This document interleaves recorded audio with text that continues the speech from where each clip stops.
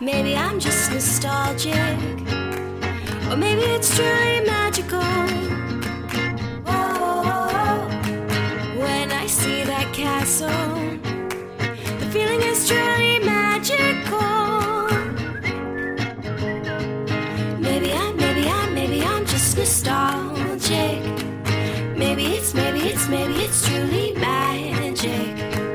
Maybe I'm just nostalgic. Maybe it's truly magic. I'm Andrew. And I'm Brooke. And this is the DisNeatoPodcast. So last week we said that we'd be discussing a topic that was emailed to us from one of you, but shortly after that we realized that we had almost gotten through all of June without mentioning Gay Days at Disney, which happens every June. Which led us to describing the times Disney broke social norms and decided, since June is National Coming Out Month, that we would take some time to focus on all the things that Disney does to continue to drive the promotion and diversity of within their movies and parks. So, let's talk about that. General disclaimer. Again, my dogs are with us. You'll hear chewing, barking, licking, growling, whining. It's okay. It's just them. 2 types of whining tonight. The wine we are drinking and the whining that comes from my dog's cute little squishy face. All right. So, we're talking about the Gay Days at Disney. Yes. Plus a couple other topics about Disney breaking sexual orientation norms. Yes. We're going to kind of go through that, but I think, Andrew, you should lead us through Gay Days a little bit. Let's talk about it. So, I personally never experienced Gay Days at Walt Disney World, but essentially it's a loosely organized event where lesbian, gay, bisexual, and transgender individuals, their families, friends, supporters, advocates, whoever, everybody's there at Disney World on a single day each year to celebrate that diversity and that community. It's something that started back in the early 90s, back in 1991, with over 3,000 people from Central Florida going to the theme park, wearing red shirts to make them visible. So not explicitly calling out, but all wearing the red shirt to kind of signify what the purpose of their attendance in that day was. A few years later, by 95, the event grew to 10,000. Traveling for the day, and by 2010 we had over 150,000 in attendance. Wow. So really cool thing to see happening at Disney and happening in general. Something like that building and growing support over the years. Now, again, I've never been there myself, but doing some of the research here about Gay Days at Disney, there's all kinds of events they do. There's speakers that come in to talk about the community. And so this isn't a promoted thing at Disney. This isn't like an official thing that they do. It's kind of, I don't want to say kept quiet, but it's just not promoted. Yes. Is that correct? Yes. Okay. It is a spoken but not written type of event. Gotcha. And even looking at their Wikipedia page, you'll see a lot of things in quotations around the word, such as official. So they bring in speakers. Like, who brings them in? Does Disney bring them in, or is there a group that goes to Disney every year that organizes this? It's a group that organizes it. Okay. And that's kind of like their location for doing it. And so there's a local DoubleTree down there that's dubbed itself kind of the official hotel for the event. And that's where they have the convention space that they rent out to have the speakers and host the events. So kind of cool. And, one of the things on there talk about, some attendees see it as a way to reclaim some of the normal joys of childhood that they may have had lost to homophobia in their earlier years. And, it's something where growing up, whether you're out or in the closet or anywhere in between, childhood can be a very difficult time. While childhood can be difficult for everybody, it's especially difficult living in that kind of situation and having that quote-unquote lifestyle. I think it's important to be able to celebrate these types of things and allow people to have that time and space to celebrate themselves, their diversity, and what better place to do it than Disney, that is super supportive of all things diversity and inclusion. We're trying to chase off the dog from chewing his bone too close to the microphones. Just embrace the chewing. At least he's being good. So I think it's awesome that this happens. I wish it were something Disney would promote. I think it'd be great for them to get involved in that sort of support of the community. But I think it's wonderful that they even just, kind of accept and allow them to do this in the first place. I guess that's half the battle. Yeah, it's, Disney, as part of that diversity and inclusion, while they won't outgoingly promote it, they do allow it and they accept everything. And, one of the reasons that they probably aren't promoting it is a lot of the criticism they get from very conservative or religious family groups. That's something we can talk about a little later with even just having openly gay characters in their films. Yeah. They catch a lot of flack for that. Yeah. And it's kind of ridiculous because it's 2018 and this stuff should be okay. Yep. But they do catch a lot of flack. They are very heavily scrutinized when they do things like that. So I understand. But I also kind of wish Disney would just be like, fuck it. We'll do what we think is right. And you handle it. And accept it and get over it. Do you know anyone that's gone to gay days? I do not. I have a couple friends that have been proposed to or proposed at Disney World. I have some gay friends that have gone down there for their honeymoon, but I don't know explicitly of any that have gone down there for gay days at Disney World. So, and this happens the whole month? Yeah, so it's celebrated during the month of June. There is a specific time frame, I believe, that they... I was going to say, is there like a set of days that they do everything? Yeah, it's like a... First week of June. First week of June? Okay. Which, June being the kind of National Coming Out Month and LGBTQ month. It'd be the right time for them to do that. Yeah, I think so. Do we want to talk about some of the Disney characters? Yes. So as we talked about kind of the gay days at Disney and, some of the flack they've gone, even though Disney continues to kind of pseudo-support it, we can definitely reference some Disney characters that have come out over the years, especially some of the ones more recently where Disney is stretching those norms, kind of pushing the boundaries of acceptance and, again, continuing that diversity and inclusion path. Yeah, so, obviously, I think the first one on everyone's list in recent memory is going to be from the live-action Beauty and the Beast with Josh Gad playing LeFou. Yes. Is that even how you say it? LeFou. So Disney straight up came out and said, LeFou is gay in this film. He's an openly gay character. And we can kind of see that in his, he lusts after Gaston. Who wouldn't?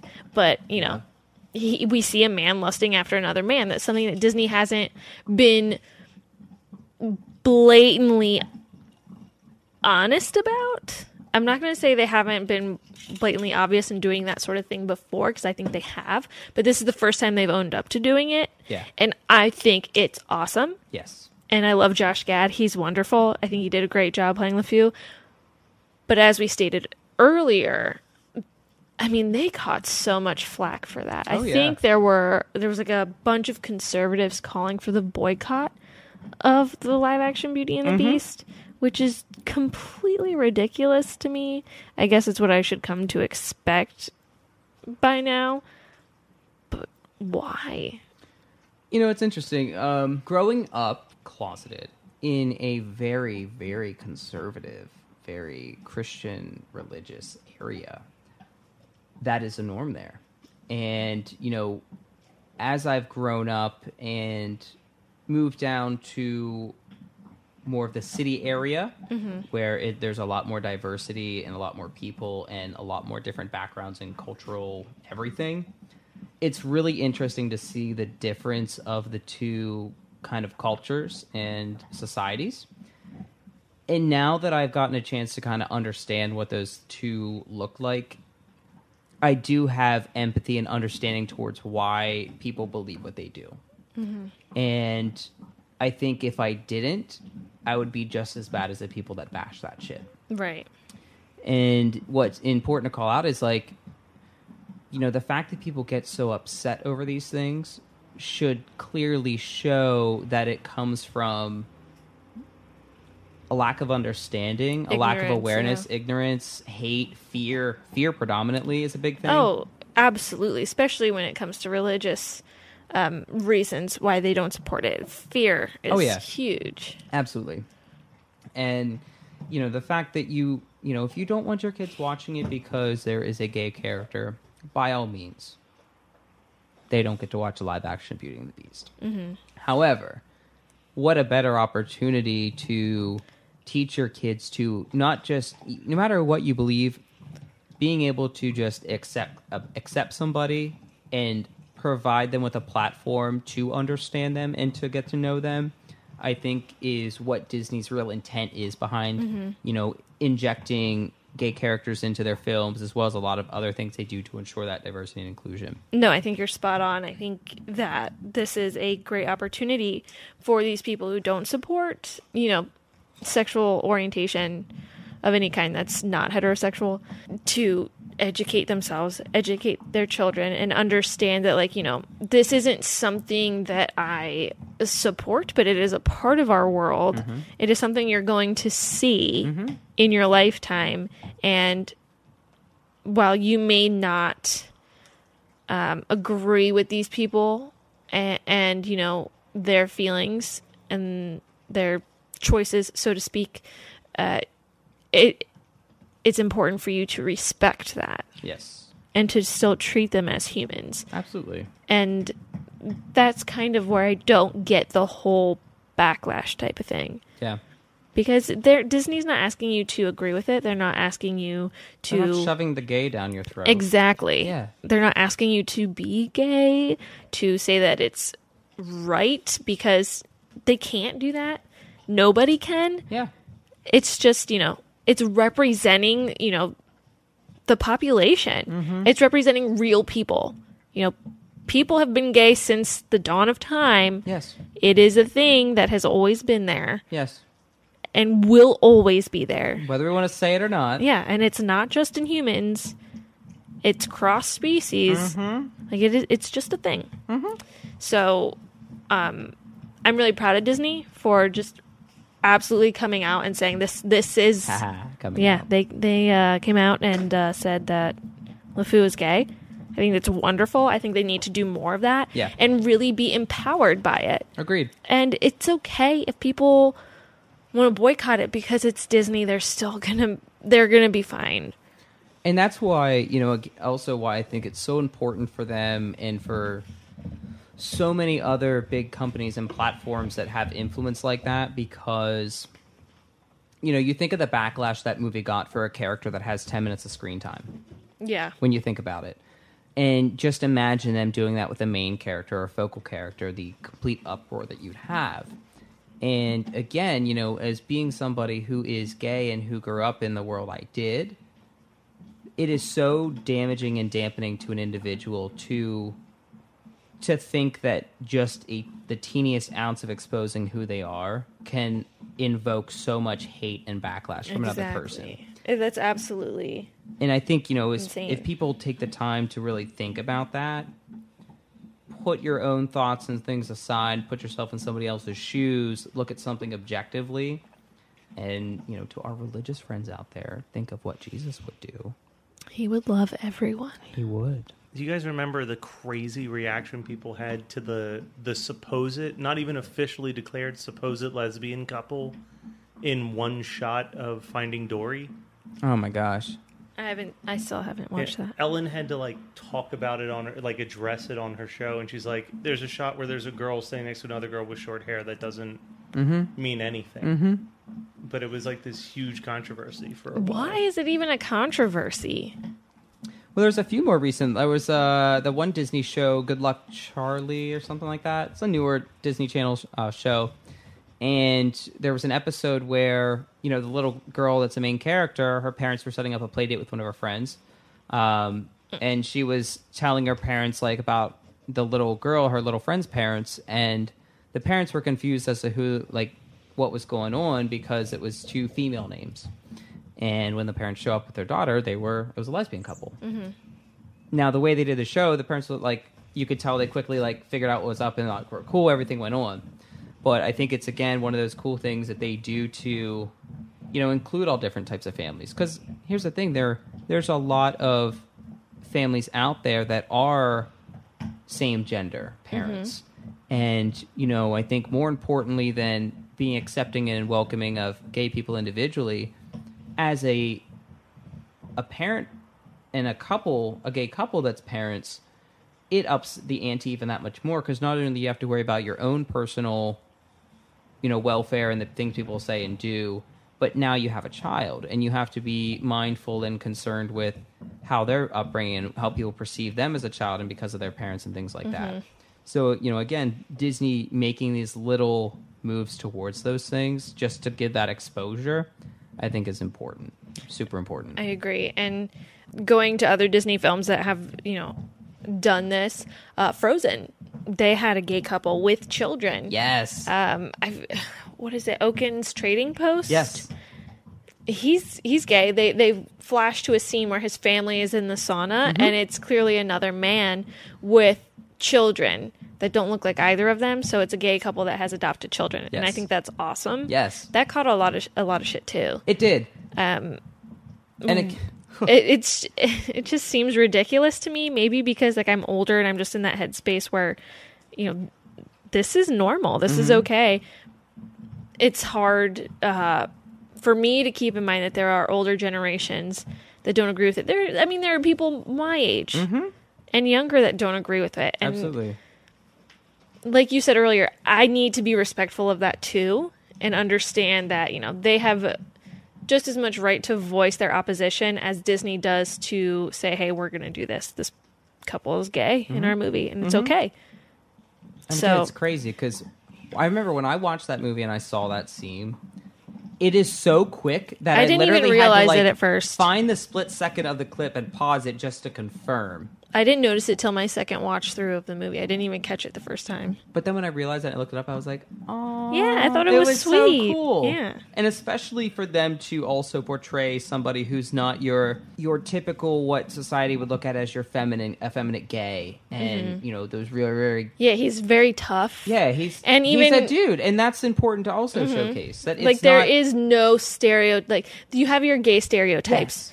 But that's not what every gay person is. Exactly. And I think it's a great way to not just break the gay stereotype, but break stereotypes in general. Because at the end of the day, we are all effing people. We're all humans. All different. We all just want love to give it and receive. We're all the same on the inside. It doesn't matter. So I'm really happy Disney's taking these small steps. I wish they would be more in your face with it. That'll come with time, I suppose. In my research, I found that they've kind of been doing these little things for a long time. Yeah. There was an article that in Harper's Bazaar in March of 2017, so a little over a year ago now, where they researched these films and kind of hidden gay characters, and they kind of listed them as there's ones that they say are gay and ones as queer, and they noted the difference between the two. Gay is, a homosexual type relationship or sexual orientation, and that queer is something familiar but weird. And they have a lot of queer characters in that, they have a lot of males that have feminine tendencies, but there's no outright, there's nothing gay about them. So the first film that this writer noticed some queer or possibly gay characteristics in an animated Disney film was actually their short called Ferdinand the Bull. And Ferdinand's this bull that doesn't display any masculine traits. He's very they describe him as sleepy-eyed. He's not interested in bullfighting like the other bulls are. He's more content to kind of sleep under the tree and smell the flowers.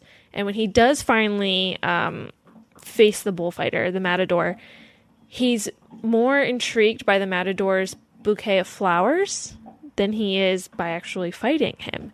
And so he kind of just becomes a little bit of a puppy dog, and it's just all about these flowers.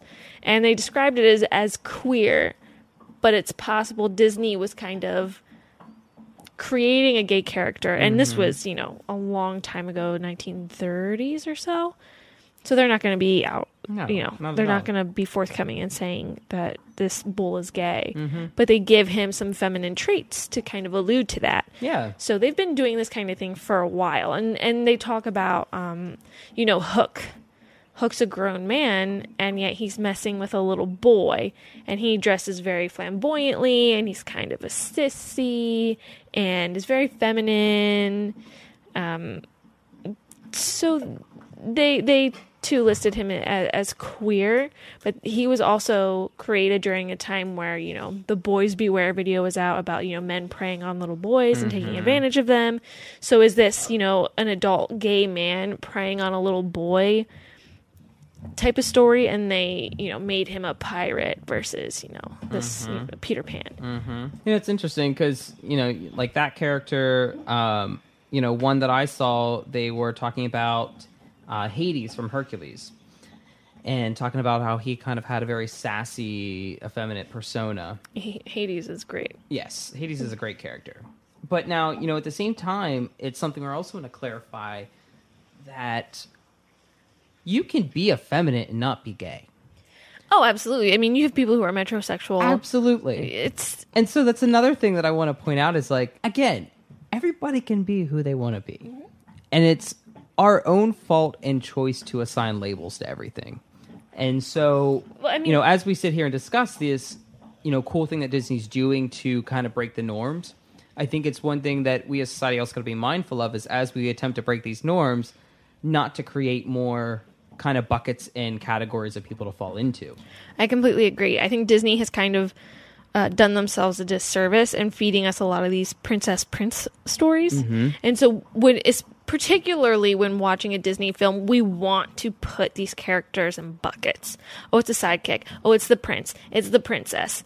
That sort of thing. So when you have these characters like Hook, or even minor characters like LeFou and Oaken, like, you want to be able to put them in a bucket, but you can't. And I think there's some freedom in that they're secondary characters, third characters, that they can have some fun. Yeah. Because they're not so important that you're going to be able to label them or put them in a bucket. So they can kind of give them some wacky traits and make them a little, you know, ambiguous. So I think, like, maybe they're having some fun. I think absolutely they're representing different types of people.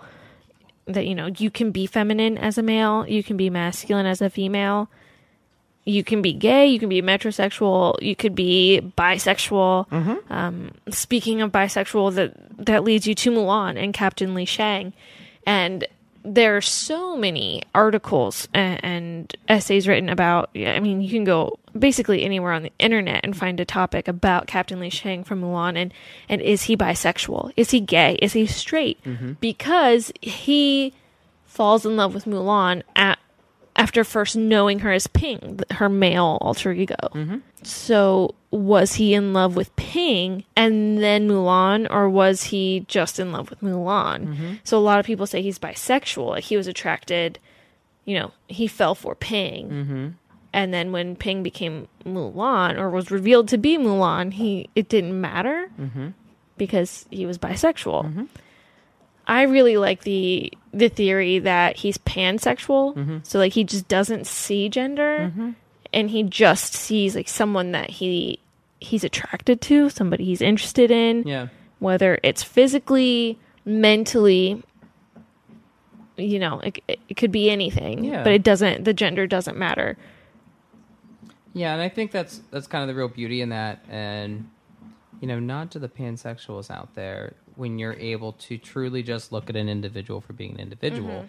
And I think it's another cool, it's one of those little tidbits that they put in there, just enough, you know, here we are, how many years after that movie come out, talking about it, and being able to relate it to today, and just that little tiny snippet of information, it's important.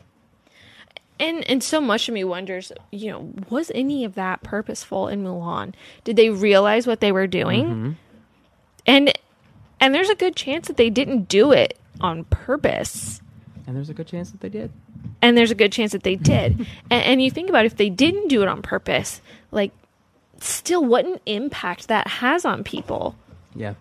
You can inadvertently affect so many people who really relate to this character when you didn't even intend for it to happen. Yep. It's just a really awesome connection that people can make with characters. Disney has done so many times. And I think it's awesome. I love the whole story of Shang being bisexual or pansexual. I think it adds a whole new twist to Mulan and makes it even deeper than just this girl trying to save her father. Yeah. So it's all the little elements and intricacies of it. Yeah. Exactly. I'm trying to think some others. One I saw was King Candy from Wreck-It Ralph. Oh, I saw that one too. Yes. And in the movie, he has a very limp-wristed, flamboyant, very pink and purple dressed king, who they claim has kind of those gay tendencies. When I watched the movie, I didn't necessarily get that vibe from it. I thought of it more of him just kind of being a king of kind of Candyland, and that's just who he was. But again, it's just one of those things of breaking the social norms and stereotypes of what a person should or shouldn't be. And just Disney saying, screw it, we're going to make this person be this person, and you're going to love it for that anyways. I have to thank Matt for being part producer, part dog wrangler tonight. My bulldog is literally doing everything in his power to just chew his bone on top of all our microphone wires. I forget what film it was, but 2 of the animators on it, or maybe 2 of the voice actors, I forget, something like that, in this Disney movie were gay, but their characters supposedly weren't. Yeah, that's a lot. Yeah. We also have, not only do we have gay characters in films, but then we have non-gay characters portrayed by gay actors and actresses. I mean, everybody loves Finding Nemo, but nobody's going to give shit because Dory's voiced by Ellen DeGeneres, which is... I love Ellen. Yeah, Ellen's amazing. She is.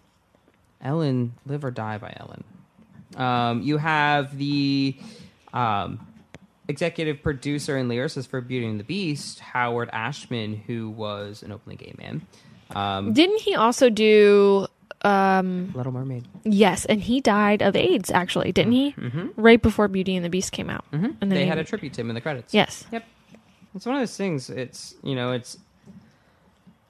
it's everywhere and everything. And just as you will have different races, different religions, different people of culture and opinion and political, you're going to have different sexual orientations. And, this episode is focused a lot on sexual orientation and the gay culture because it's the month of June and we're talking about Pride Month. But, I do want to also stress that while Disney does these things, it is about that greater thing of diversity and inclusion. And no matter who you are, what background you come from, you can you're be represented. Part of this world, and you're part of the Disney world. I mean, Ursula was based on a drag queen. Yes, Ursula was based on a drag queen. What was it? Divine? Divine the drag queen? And Divine. The idea of basing on Divine is extra strange if you know the history of Divine, because there isn't Divine is a very well-known drag queen. And the reason why Divine is such a well-known drag queen is because her association with John Waters. And John Waters, for those of you who don't know, is a very, very flamboyant gay icon who did a lot of X-rated films in the 70s starring Divine that pushed the boundaries of decency. And his whole concept, it was very representative of kind of the gay culture of the 70s, which is if you're going to ignore us, we're going to make it so you can no longer ignore us type attitude. So Divine was really tied with that movement. Part of the thing with her as a drag queen versus most is, you look at RuPaul or you look at the people who appear in RuPaul's Drag Race, and the whole idea is to look as feminine as humanly possible that you pass as a woman. And Divine was the total opposite of it. It was try to look like the trashiest, she was... For lack of a better term, she was like the Kesha of drag queens. It was how trashy and disgusting can you be to shock the system? So it's not only are they basing Ursula on a drag queen, but almost she's based on the anti-drag queen. It's the shock value. Yeah. They're basing Ursula on the shock value of a drag queen. The drag queen that made the statement. That's what she's based on. Of course, she's a villain because if you're a woman, you're a villain. Well, and that's what's cool. I think about it. And that's why it ties so well to Ursula, because it's not about the drag queen persona, Matt, as you were saying about in more recent years about being beautiful and talented and can dance and lip sync and all these fun things. But to Divine's purpose and point, it was about standing out and breaking the silence and breaking the noise. And it was about that not being in your silenced. face. Yeah. Yes, and that's very much Ursula's character. Oh, yeah. I mean, she takes Ariel's voice. She literally silences her nemesis in the film, which is kind of what, Divine and the drag queens like her were trying to do. Mm-hmm. I think it's I feel like this is a good time to mention this documentary because I think it covers a lot of what you guys have been talking about. But there is a incredible documentary that I recommend everybody check out called The Celluloid Closet from 1991, I want to say. And it's about the history of gay representation in cinema. And they talk a lot about kind of the similar stuff that we're talking about on this episode of, for the longest time, until very recently, if you were a gay character in a movie, you were either the sissy or you were a villain. And those were the only two categories that they would put you in. Mm-hmm. And then maybe in the late 80s and 90s, it was you were the sissy, you were the villain, or you were the drag queen or the comedic relief character mm-hmm. or the character that was dying of AIDS. Mm-hmm. Like, it was one of those 5 categories. That was all you could be. Mm-hmm. And it's only been in the last maybe 10 or 15 years, really it's since Will and Grace, has it been that a character can just be a person. We're seeing that Disney kind of was falling in that same category for a long time, where if their characters had any type of gay traits, they were usually either a sissy or they were a villain. Mm-hmm. Yeah, or both. LeFou mm-hmm. was a sissy and Ursula's a villain. Hook's both. Yeah, Hook is both. Mr. Candy could be both. He was both. What was another thing as they were saying about, I read about Elsa possibly being gay. A lesbian. And and having a wife in the second one. Of being a surprise that Disney might do. They might. Speaking of gay characters or feminine male characters, Disney has broken norms. Kind of what we mentioned a few seconds ago off of the podcast was, Princess Tiana being the first, African-American princess that took, a really long time to get to, but they finally broke that wall mm-hmm. and we have a black princess now mm-hmm. which is so important for little African American girls or really any little girl of color. Mm-hmm. I mean, you see what Black Panther recently did for the entire black community, how empowering that was for them to see themselves on the big screen, and what a big moment that was. So mm-hmm. I can only imagine, if I had been, a girl of color, finally seeing a princess that looked like me, that I could dress up as for Halloween. Yeah. Yeah. And have a doll of a Disney princess that I can relate to.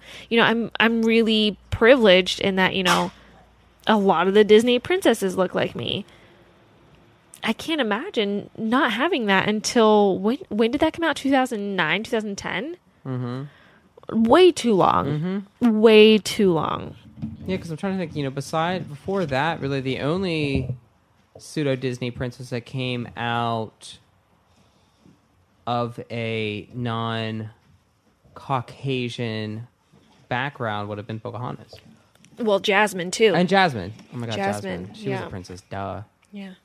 But yeah, no, I think it is important, and it's crazy to think, given Disney's history, and for example, with the gay community, about them kind of starting to push those norms and social stigmas.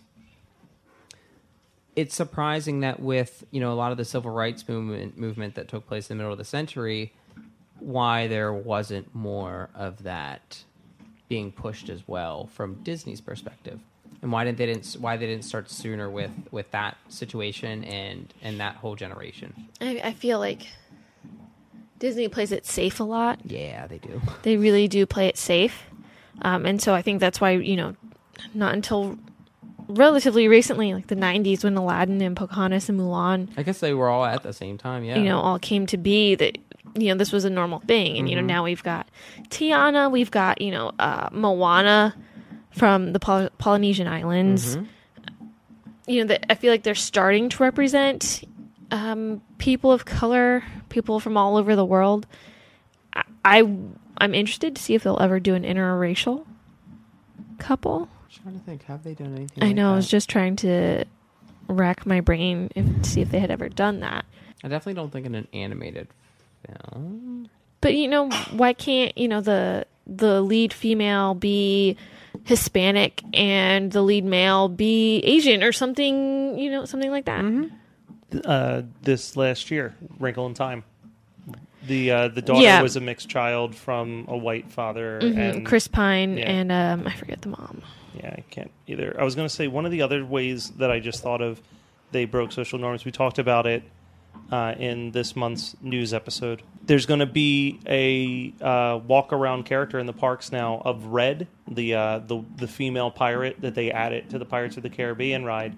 And it's been such like a big deal lately because, and I didn't realize it until I went to the park recently, up until literally this year, if you were a little girl riding the Pirates of the Caribbean ride, the only representation that you had in that ride was as a woman tied up to be sold as a sex slave. Oh, yeah. And like updating that to have a female pirate. And now they're selling these female pirate outfits and swords. And like I saw with my own eyes, little girls getting really excited to see like, oh my God, there's a female, I could be a pirate. And like that's something that just happened in 2018. There's still so many boundaries to They're playing still be catch broken. up for a lot of stuff, I think.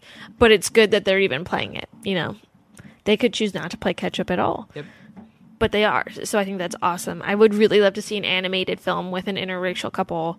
I'd love to see just more cultures explored, like what they did with Coco. It was so awesome. Like really dive into some of these cultures, sacred days and sacred, ceremonies and beliefs, and let's get a feel for it. Like Moana and the Voyagers. Let's get a piece of history here. Yeah. I think it's so important, and something that I think they're starting to do more of, and I hope they continue to do a lot more in the future. If maybe they could get off this whole live action kick that they're on, remaking everything they've already done. But they've run out of ideas. Yeah. Thank goodness we still have Pixar for the animations. Right. When they make a witch the villain in Mulan, they've run out of ideas. This is something that I could talk about continuously about all different subjects and aspects. But bottom line, Disney, I hope they keep doing what they're doing. To the people that get to watch and enjoy Disney, if you don't agree with something, it's your choice to watch it or not. But at the end of the day, it's still life and these people still exist. Yeah, and remember there's a lesson to take from it. Yes. You don't have to agree with everything, but you can have a takeaway from it regardless of that. Yeah. And if a kid's movie can give you so much anger, maybe you should look inside to see why you're so angry. Look down in the first deep place. And see why Disney's pissing you off so much. And if you just need to smile, talk to your local gay community and they will do what they can to cheer you up. Right? Because they're usually pretty bubbly. If not, they're bitchy. So you get a 50-50 shot. I feel like they're usually pretty accepting too. You can come in and be like, I don't necessarily agree with this. And they'll be like, well, why? Mm-hmm. I feel like they'll kind of dive into why and not just be like, fuck yeah. Unless you're wearing flip-flops and you're not at the beach. Don't do that. No. Yeah, I think that is everything the two of us can really think of right now. I'm sure lots of you have opinions, things that we didn't pick up on and talk about, and I would love to hear from you. We both would. I want to be exposed to more of the norms that Disney has broken that maybe we didn't pick up on or maybe we just forgot about. Mm-hmm. Yeah, so to any of our listeners, followers, anybody in the LGBTQ community, what characters do you find yourself drawn to? What's the first time you remember feeling that you were represented by Disney? And, have you ever been to gay days at Disney Week? So if so, tell us what it was like. And you can let us know by emailing us at DisNeatoPodcast@gmail.com or contacting us via our Facebook page, DisNeatos. Next week, we will be talking news once again and reading your emails. So make sure you get that in before we record that episode so we can discuss. Hit that send button. Can't hear myself in my left ear. Same. Hello. Oh. We're fading in and out. Whoa. Oh. The conservatives heard us. Kind of. They're Is shutting that us better? down. I hear us Yeah. less. Do you see them? They're playing tug of war with the bone right now. Look at that. Andrew, you're missing it.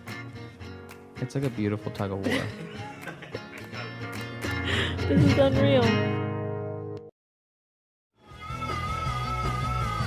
You're listening to the Geekscape Network.